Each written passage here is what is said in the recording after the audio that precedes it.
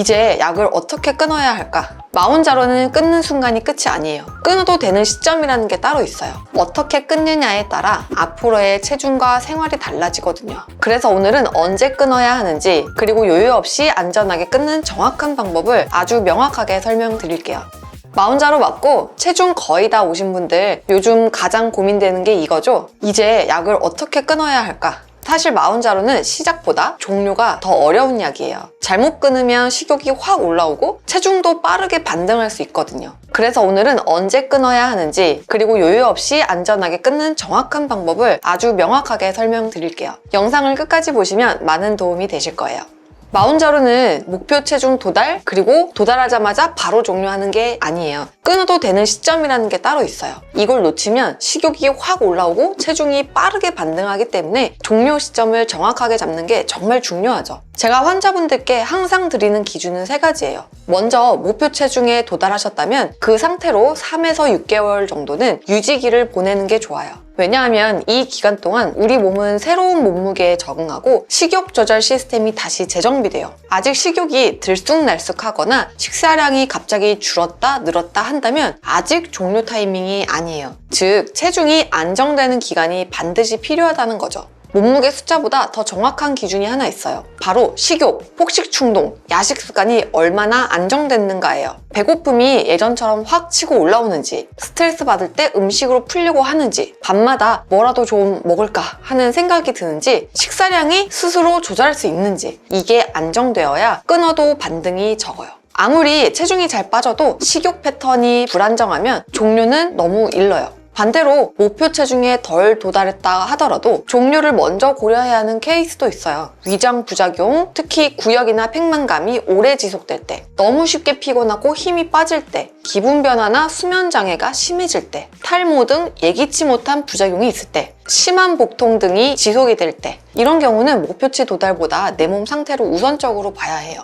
마혼자로는 탁 끊지 않는 게 좋습니다. 왜냐면 갑자기 목표 도달하자마자 끊으면 식욕이 그만큼 확 돌아오고 체중도 생각보다 빠른 속도로 반등할 수 있어요. 그래서 저는 환자분들께 종료가 아니라 천천히 착륙하는 방식을 하자라고 말씀드려요. 마혼자로 종료에는 3가지 전략이 있고, 이 중에서 본인에게 맞는 방법을 고르는 게 핵심이에요. 첫 번째, 하고 있던 고용량에서 주기만 천천히 늘리는 방법. 이 방법은 지금 맡고 있는 용량이 잘 맞고 식욕 억제도 안정적인 분들께 가장 많이 쓰는 방식이에요. 예를 들어 볼게요. 지금 10을 매주 맡고 있는 분이라면, 그리고 그 10mg에서 목표 체중에 도달하신 분이라면 유지하고 있던 10mg을 8일에 한 번, 9일에 한 번, 10일에 한 번, 그리고 2주에 한 번, 2주에 한 번 하다 보면 한 일주일 정도는 조절이 되다가 그 이후에는 다시 올라오려고 해요. 그거를 좀 참아가는 연습을 하시면서 2주로 늘리시다 보면, 아, 내가 식욕이 올라오는 걸 이런 방식으로 조절할 수 있구나 라는 거를 스스로 학습하게 되거든요. 식욕이 올라오지만 그걸 내가 참는 연습, 용량은 그대로 두고 간격만 천천히 벌리는 방식이에요. 이 방법의 장점은 이거예요. 혈중 농도가 급격히 떨어지지 않아서 식욕 반등이 비교적 적고 갑자기 약을 끊었다는 느낌이 거의 없어요. 특히 고용량에서도 부작용이 거의 없었고 감량 이후 식사 패턴이 안정된 분들, 이런 분들에게는 가장 부드러운 종료 방식이라고 생각해요. 두 번째 종료 전략은 고용량을 주 1회로 유지하면서 충분히 버텨보는 방법이에요. 이 방법은 종료를 서두르지 않는 방식이에요. 예를 들어 10ml까지 올라갔다면 그 용량을 주 1회 그대로 유지하면서 체중, 식욕, 생활 리듬을 단단히 고정하는 거죠. 이 방식은 식욕 억제 효과가 가장 안정적이고 체중 반등 가능성이 가장 낮아요. 특히 요요에 대한 불안이 크신 분, 과거 다이어트 실패 경험이 많으신 분, 감정적 폭식 패턴이 있던 분들, 이런 경우에는 유지 기간을 충분히 가져가는 것 자체가 치료가 됩니다. 단점은 분명해요. 일주일마다 주사를 해야 되고 한 달마다 새로운 약을 사야 되기 때문에 비용 부담이 가장 큰 방법이라는 거죠. 그래서 모든 분들께 권하기보다는 몸무게 안정이 최우선인 경우에 선택하는 전략이라고 보시면 돼요. 세 번째는 가장 전통적인 테이퍼링 방식이에요. 예를 들면 10ml를 하셨던 분이 목표 체중에 도달했다면 10ml, 7.5ml, 5mm, 2.5mm, 그리고 종류. 각 단계는 보통 한 달에서 2달 정도 유지하면서 내 몸에 식욕이 돌아오는 정도의 반응을 체크하면서 천천히 줄여가는 겁니다. 이때 보는 포인트는 항상 같아요. 체중이 유지되는지, 식욕이 갑자기 튀지 않은지, 폭식, 야식 충동이 생기지 않는지. 이 방식의 장점은 약 없이도 먹는 양을 유지하는 연습이 가능하다는 점이에요. 그리고 용량을 차근차근 낮춰가기 때문에 유지 비용이 점점 저렴해진다는 장점이 있어요. 다만 용량을 낮출 때마다 식욕이 조금씩 깨어날 수 있기 때문에 생활 패턴이 어느 정도 잡혀있는 분들에게 더 잘 맞아요. 그리고 이렇게 테이퍼링 하는 방식과 주기를 늘려가는 방식을 합해서 한 단계씩 내려가면서 기간을 좀 늘리는 방식을 하셔도 좋습니다. 중요한 포인트 하나 말씀드리면 이 3가지 방법 중에 정답은 없어요. 어떤 분은 고용량 유지하면서 주기만 늘리기가 잘 맞고 어떤 분은 저용량으로 테이퍼링 하는 방식이 편한 경우도 있어요. 그래서 종료하는 방식은 정해진 매뉴얼이 없기 때문에 현재 나의 몸 상태, 식욕의 패턴, 생활 리듬을 보고 결정하시면 돼요. 마운자로는 끊는 순간이 끝이 아니에요. 끊고 난 뒤에 6에서 12개월, 이게 진짜 본 게임이에요. 왜냐하면 이 기간에 우리 몸의 식욕 조절 시스템 호르몬들이 다시 깨어나고 체중이나 식욕이 다시 예전으로 올라오려고 시작하거든요. 서마운트4 연구에서도 마운자로를 중단한 사람들은 그 이후 1년 동안 뺐던 몸무게의 절반 정도가 다시 늘었다고 해요. 그래서 이 시기에 어떻게 관리하느냐가 요요 여부를 거의 결정한다고 보시면 돼요. 실제 약을 설계하신 분들도 중단 이후에 지속적인 칼로리 제한 식습관과 신체 활동을 꾸준히 하도록 권고하고 있어요. 마운자로를 끊은 후에 첫 1에서 3개월 정도는 식욕이 깨어나려고 하는 시기예요. 이 시기엔 대부분 이렇게 느끼세요. 평소보다 배고픔이 좀 더 빨리 와요. 예전엔 생각도 안 나던 빵, 면이 자꾸 생각나요. 식사량이 조금씩 늘어나요. 이게 사실 정상이에요. 몸이 약의 도움 없이 스스로 조절하려고 깨어나는 첫 단계죠. 이 시기에 할 일은 간단해요. 단백질 섭취를 충분히 유지하고 갑작스러운 폭식을 유발하는 음식은 조금 멀리하고 수면 패턴을 규칙적으로 만들고 리듬을 잡는 게 가장 중요해요.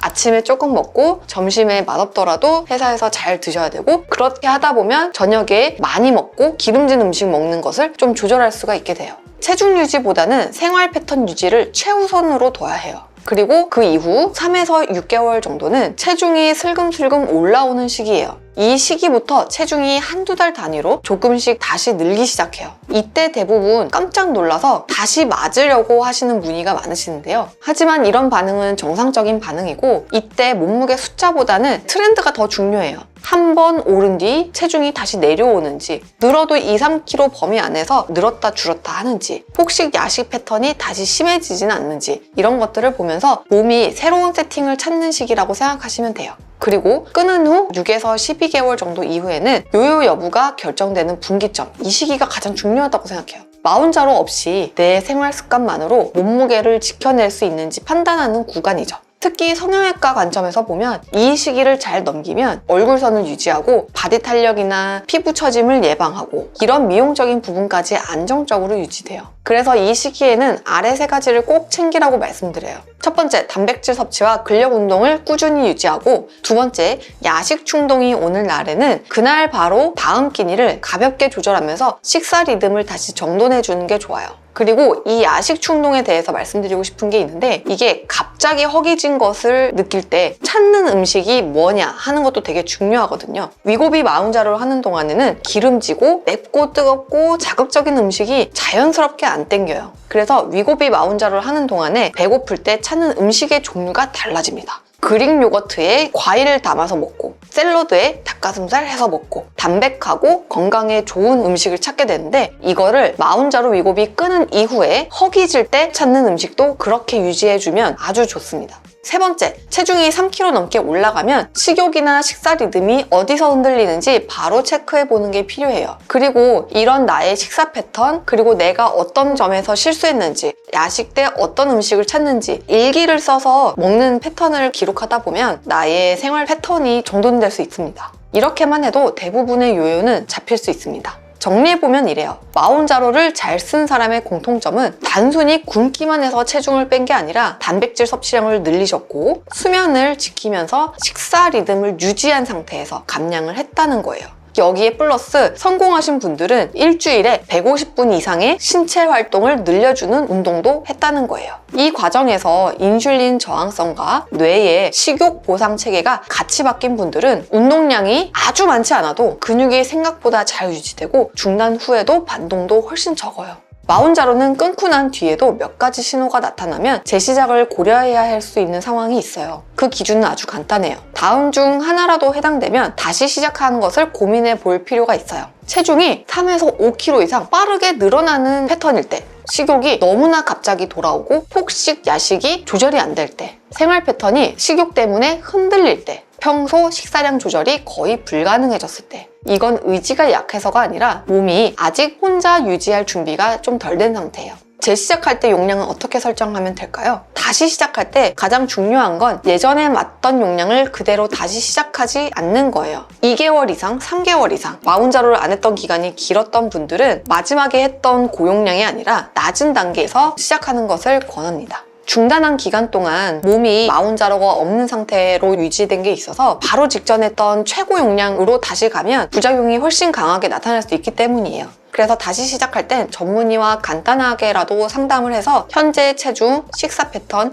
부작용 여부를 보고 용량을 정하는 게 가장 안전해요. 중요 포인트는 이거예요. 다시 시작했다고 해서 다시 최고 용량까지 천천히 올릴 필요가 없어요. 다시 시작하는 것의 목적은 식욕이 확 올라온 것을 억제하는 것, 폭식, 야식의 패턴을 안정시키고 일상생활 리듬을 회복하는 거예요. 즉, 몸이 조절 가능한 모드로 다시 돌아오게 하는 거예요. 그래서 식욕, 식습관이 정상화되기 시작하면 그때부터 다시 끊어도 됩니다. 그래서 처음에는 가장 낮은 용량으로 몸이 다시 약에 적응할 시간을 주고 식욕이나 생활 리듬이 예전처럼 안정되기 시작하면 그때부터는 굳이 오래 끌지 않고 바로 다시 테이퍼링에 들어갑니다. 이렇게 필요한 만큼만 쓰고 천천히 줄이면서 마무리하는 흐름이 요요도 적고 부작용도 최소화하면서 가장 깔끔하게 종료로 이어지는 방식이에요.